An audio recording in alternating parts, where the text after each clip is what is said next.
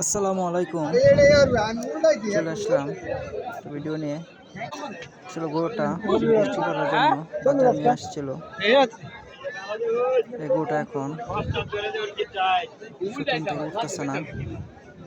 ৩-৪ ঘন্টা ধরে গরুটা শুয়ে রয়েছে। যে গরুটা নিয়ে আসছিল বিক্রি করার জন্য তার মনটা অনেক খারাপ। গরুটা যদি দাঁড়াইতো সে গরুটা বিক্রি করতে পারতো।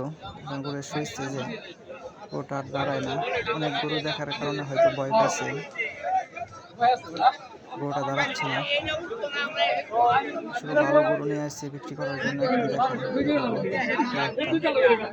অবস্থা। যার গরু সেও হয়তো ভয় পেয়ে গেছে। গরু নিয়ে কোনো সমস্যা হয়ে যায়।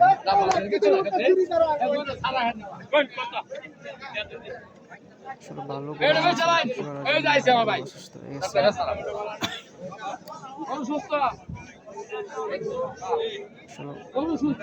ভাগ্যটাই খারাপ, বিক্রি করতে পারবো না মনে হয়।